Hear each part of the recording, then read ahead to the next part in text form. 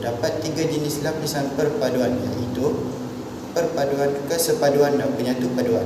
Perpaduan merupakan matlamat akhir yang diidamkan dalam sebuah negara yang berbilang etnik. Kesepaduan pula bermaksud keadaan bersepadu menjadi kesatuan yang utuh. Penyatu paduan ialah usaha yang berterusan pada peringkat semua lapisan masyarakat untuk menyelesaikan defisit sosial yang berwahanakan tapak integrasi berprinsipkan tawar-menawar, perundingan dan mediasi. Detik perpaduan dan detik perbezaan adalah saat di mana kita boleh melihat di dalam kehidupan masyarakat seharian. Detik perpaduan. Negara kita memiliki pelbagai jenis makanan yang unik yang boleh dikongsikan kepada kaum yang lain. Antaranya nasi lemak, nasi ayam hainan dan roti canai. Dengan berkongsi makanan ini, kita dapat mempereratkan lagi hubungan silaturahim antara kaum. Doktor dan jururawat akan merawat pesakit walaupun berbeza kaum. Hal ini kerana setiap nyawa adalah penting, tidak kira kaum, dan nyawa tidak boleh dinilai dengan mata wang. Sukan merupakan salah satu medium yang tepat untuk menyalurkan semangat perpaduan. Hal ini kerana rakyat Malaysia akan bersama-sama dalam menyokong atlet negara. Sebagai contoh, rakyat Malaysia akan bersama-sama menyokong Datuk Lee Chong Wei dalam pertandingan badminton. Detik perbezaan. Setiap agama mempunyai kaedah pengebumian yang berbeza. Sebagai contoh, umat Islam akan memandikan, menyolatkan dan mengebumikan jenazah tersebut. Setiap bangsa mempunyai perayaan yang tersendiri. Sebagai contoh, penganut Hindu akan menyambut Hari Deepawali pada hari ke-14 bulan Aipasi dalam kalender Tamil. Pantang larang merupakan perbuatan yang seharusnya kita elakkan dari melakukannya. Sebagai contoh, pada Tahun Baru Cina, mereka dilarang menyapu lantai kerana ia akan dianggap sebagai tidak bernasib baik dan menolak rezeki. Assalamualaikum dan salam sejahtera. Nama saya Nuri Nadira. Hari ini saya akan membentangkan tentang kesepaduan nasional. Macam yang kita tahu, kesepaduan nasional ini bermaksud hidup bersama secara aman tanpa mengira latar belakang etnik, agama atau budaya. Okey, boleh jadikan contoh sekarang ni lah. Sekarang ni kita masih boleh hidup dengan aman dan damai walaupun terdapat perbezaan terdapat perbezaan dalam budaya, bahasa dan agama. Kesepaduan nasional ni ada 3 rangka proses yang bergerak secara serentak dipacu oleh 3 motivasi. Yang pertama, perpaduan yang diidamkan. Yang kedua, kesepaduan yang dicapai. Yang ketiga, penyatu paduan yang diusahakan. Kesepaduan nasional penting sebab dia dapat bantu mengurangkan konflik negara, keganasan antara etnik. Lepas tu dia dapat memelihara keamanan dan kestabilan negara, dapat membantu mengukuhkan keamanan dan kesejahteraan rakyat dan sebagainya. Untuk makluman, usaha pemantapan kesepaduan nasional ni bermula daripada sejak negara kita mencapai kemerdekaan pada tahun 1957. Pada masa itu, negara kita hanya terdiri daripada 3 buah negeri Melayu dan 3 buah negeri British. 3 buah negeri Melayu tu Johor, Kedah dan Terengganu, manakala 3 buah negeri British iaitu Pulau Pinang, Melaka dan Negeri Sembilan. Ada beberapa langkah yang diambil oleh kerajaan Malaysia untuk mengukuhkan perpaduan antara rakyat yang berbilang kaum dan agama. Contohnya, mewujudkan rukun negara melalui dasar kebudayaan kebangsaan dan melalui dasar ekonomi baru. Pemantapan kesepaduan nasional Malaysia memainkan peranan penting untuk negara. Tanpa mereka, Malaysia mungkin tidak akan terbentuk seperti negara yang kita kenal pada hari ini. Mereka memainkan peranan penting dalam memastikan kestabilan dan keamanan negara. Terdapat beberapa faktor yang mempengaruhi kesepaduan nasional Malaysia. Yang pertama, faktor sejarah. Yang kedua, faktor sosial. Yang ketiga, faktor politik. Pendidikan dan kesedaran kesepaduan nasional merupakan strategi kesepaduan nasional Malaysia. Dalam pendidikan, guru-guru, pembangunan ekonomi dan sosial dan juga pembangunan infrastruktur dan teknologi memainkan peranan penting dalam strategi ini. Kesepaduan nasional merupakan satu cabaran yang harus dihadapi oleh Malaysia. Terdapat beberapa isu yang perlu diberi perhatian, contohnya isu-isu perkauman, isu-isu agama dan isu-isu politik. Sekian itu sahaja pembentangan saya pada hari ini. Hai and Assalamualaikum warahmatullahi wabarakatuh. Saya Nur Ain Binti Hashim ingin membentangkan kesepaduan sosial. Apa itu kesepaduan sosial? Kesepaduan sosial merupakan faktor yang positif kepada pengaruh penting yang membentuk perpaduan dan keutuhan masyarakat Malaysia. Kesepaduan merupakan teras penting untuk menjamin semua bangsa dalam Malaysia supaya berada dalam keadaan aman dan harmoni. Selain itu, kesepaduan sosial ialah asas utama kepada keadaan yang stabil dan masyarakat tanpa berlakunya konflik. Konsep kesepaduan sosial yang telah diasaskan oleh kerajaan adalah formula penting untuk menguruskan masyarakat berbilang kaum dan agama khususnya di Malaysia. Seterusnya, kepentingan perpaduan. Perpaduan menjadi matlamat setiap bangsa dan negara agar sentiasa hidup dalam keadaan harmoni dan tenteram tanpa menggugat keamanan, kerana tanpa keamanan rakyat tidak akan dapat hidup selesa dan negara akan bergolak setiap masa. Ini boleh dilihat dari negara-negara yang sentiasa bergolak dan berperang lalu menyebabkan rakyat hidup dalam keadaan tidak tenteram dan bergantung kepada bantuan luar. Seterusnya, maksud defisit sosial ialah kekurangan dalam konteks sosial yang memerlukan usaha penyatupaduan yang berterusan untuk meningkatkan tahap kesepaduan sosial.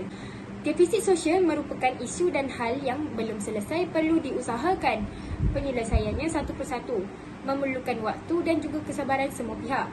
Selain itu, perancangan dan pelaksanaan pelan tindakan berasaskan prinsip tawar-menawar, perundingan ataupun media. Seterusnya ialah punca berlakunya defisit sosial, iaitu etnisiti. Satu kelompok manusia yang mempunyai ikatan kebudayaan yang banyak persamaan seperti agama, ras maupun asal-usulnya. Kumpulan etnik yang sama berkongsi adat, bahasa, pakaian tradisional, makanan dan mempunyai hubungan sosial sesama mereka. Seterusnya, agama. Pihak yang menyebarkan kandungan sensitif 3R iaitu perkauman, agama, institusi diraja. Isu ini boleh menimbulkan ketidakpuasan hati antara kaum dan agama. Seterusnya pula, kelas sosial.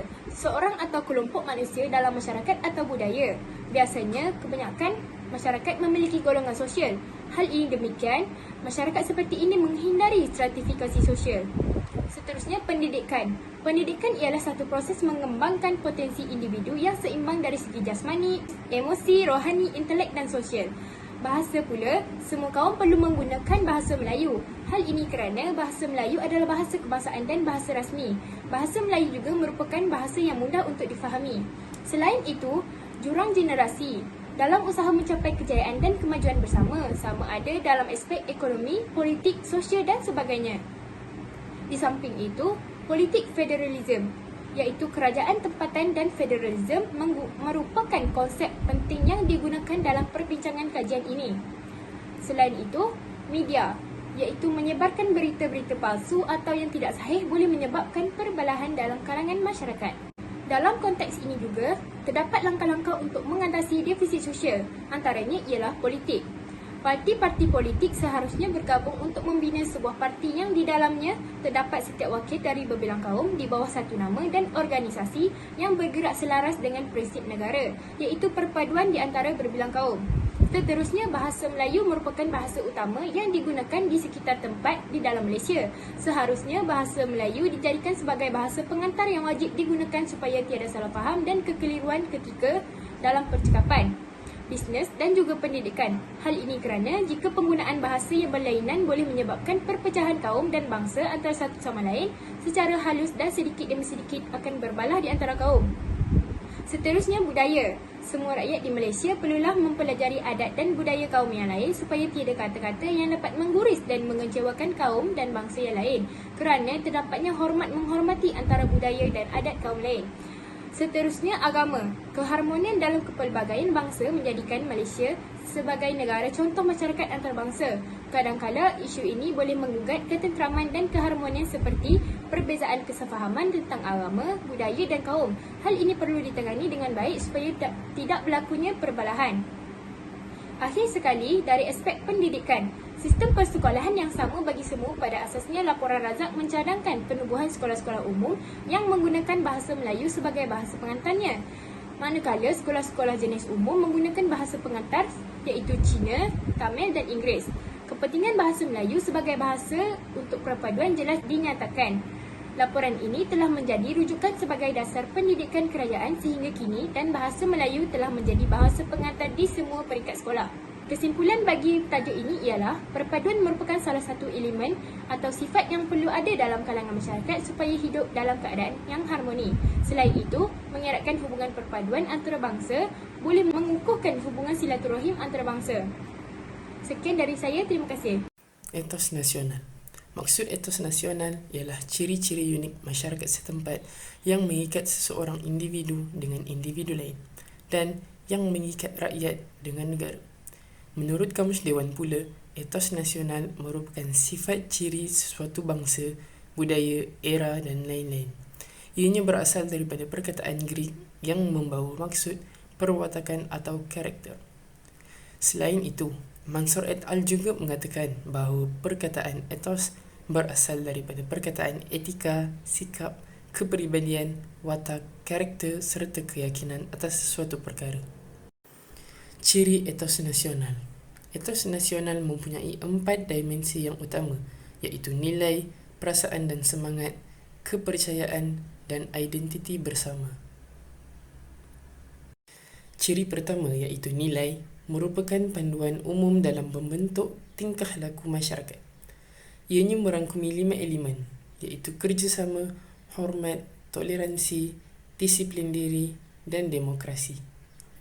Contohnya, masyarakat berganding bahu dan saling bekerjasama dalam menjalankan aktiviti kemasyarakatan seperti aktiviti bergotong royong. Ciri kedua pula ialah perasaan dan semangat yang merujuk kepada sentimen bersifat kebangsaan ataupun perasaan cintakan negara, serta perkongsian semangat kesukanan yang menggambarkan aspirasi sukan itu dinikmati bersama. Di antara contohnya ialah seluruh rakyat Malaysia akan menyambut Hari Kemerdekaan negara kita pada tanggal 31 Ogos setiap tahun. Contoh yang lain ialah semangat kesukanan yang ditunjukkan oleh rakyat Malaysia dengan memberikan sokongan kepada para atlet negara dalam apa jua perlawanan tanpa mengira bangsa maupun agama. Seterusnya ialah kepercayaan, iaitu kepercayaan seseorang terhadap unsur kenegaraan. Misalnya seperti masyarakat mempercayai bahawa sejarah kemerdekaan negara dapat dicapai dengan adanya kerjasama daripada pelbagai etnik. Akhir sekali, identiti bersama merujuk kepada identiti yang bersifat kebangsaan. Contohnya adalah seperti penerimaan masyarakat terhadap simbol kedaulatan negara, seperti bahasa Melayu yang telah dijadikan bahasa kebangsaan dan diguna pakai oleh semua lapisan masyarakat yang terdiri daripada kaum berbilang bangsa. Assalamualaikum, saya akan meneruskan pembentangan berkaitan dengan etnik. Secara umumnya, etnik bermaksud sesuatu yang berkenaan dengan bangsa manusia. Konsep etnik dapat didefinisikan melalui perbezaan budaya seperti adat resam, pola keluarga, pakaian, pandangan melalui kecantikan dan hiburan. Konsep etnik juga merupakan sekelompok manusia yang mengamalkan budaya seragam seperti adat resam, pakaian, bahasa dan kegiatan ekonomi. Selain itu, konsep etnik mempunyai kaitan rapat dengan konsep-konsep ras dan bangsa. Ras dan bangsa memberikan penekanan pada perbezaan fizikal atau sifat-sifat biologi seperti keturunan dan juga pertalian darah yang sama antara manusia. Dalam konteks masyarakat majmuk Malaysia, terdapat pelbagai kelompok etnik yang hidup berlainan tetapi berada di bawah sistem politik yang sama. Hubungan etnik pula membawa maksud kewujudan pertalian antara etnik. Terdapat 3 komponen dalam IPNAS yang berkaitan dengan etnik, iaitu tahap keetnikan, batas etnik dan juga hubungan sosial rentas etnik. Tahap keetnikan terbahagi kepada 3 komponen, iaitu keetnikan, kemodenan dan kestabilan. Manakala batas etnik pula terbahagi kepada 4 komponen. Antara komponennya ialah material, tuntutan sosial, tindakan gentian dan juga status. Yang terakhir adalah hubungan sosial rentas etnik. Hubungan sosial rentas etnik terbahagi kepada 3 komponen, iaitu hubungan etnik antara individu, hubungan etnik dalam komuniti dan juga tahap keaktifan dalam institusi. Alat penyatu paduan. Alat penyatu paduan bermaksud satu formula dan usaha yang berterusan pada semua peringkat lapisan masyarakat yang bertujuan untuk menyelesaikan defisit sosial berpandukan prinsip dan tapak integrasi. 3 prinsip yang diteraskan di sini adalah tawar-menawar, perundingan dan perantaraan. Tawar-menawar berdasarkan Kamus Dewan Bahasa dan Pustaka, tawar-menawar bermaksud saling meminta dikurangkan harganya, sewaannya, tuntutan dan lain-lain. Aspek yang dititik beratkan dalam tawar-menawar ialah pembeli tidak boleh memaksa penjual untuk menjual pada harga yang merugikan. Penjual juga tidak boleh menganiayai pembeli, serta tawaran tersebut perlulah diredai oleh kedua-dua belah pihak. Kesimpulannya, amalan tawar-menawar dapat merapatkan hubungan antara kedua pihak sekaligus dapat menyatu padukan rakyat. Prinsip kedua adalah perundingan. Definisi suatu perbuatan atau hal berunding. Perundingan melibatkan proses komunikasi antara 2 atau lebih orang atau pihak di mana konflik telah timbul. Perundingan merupakan amalan biasa dalam hubungan diplomatik antara negara bagi mengatasi masalah ekonomi, ketenteraan dan politik. Objektif perundingan adalah mencapai kesepakatan antara pihak yang berunding serta merupakan inisiatif yang paling beradab.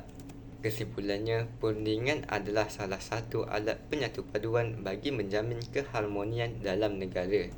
Prinsip terakhir ialah perantaraan. Perantaraan daripada kata dasar antara merupakan proses, cara atau perbuatan menghubungkan orang, negara dan sebagainya. Contoh, parsel diuruskan oleh perkhidmatan pos, iaitu merupakan perantaraan antara pembeli dan pembekal dan dihantarkan ke tempat yang ditetapkan. Selain itu, bahasa perantaraan atau juga dikenali sebagai bahasa kedua merupakan bahasa yang digunakan untuk kita berhubung antara orang lain dari negara yang tidak sama bahasanya. Sebagai contoh, kita sering menggunakan bahasa Inggeris untuk berkomunikasi dengan orang Eropah dan Amerika. Justru, bahasa penghantar sebagai inisiatif perantaraan efektif dalam kalangan masyarakat berbilang bangsa dan negara. Terbuktilah perantaraan prinsip alat penyatu paduan. Tapak integrasi. Tapak integrasi bermaksud sebuah ruang abstrak dan nyata di mana pelbagai pihak akan bertemu dan berikhtiar mencari persetujuan secara aman di samping pelbagai perbezaan etika dan peradaban. Antara 3 platform utama dalam tapak integrasi ialah mikro, meso dan mikro. Untuk maklumat lanjut tentang tapak integrasi, anda boleh merujuk pada subtopik 6 etika dan peradaban, iaitu 3 tahap tapak integrasi di Malaysia. Sekian, terima kasih.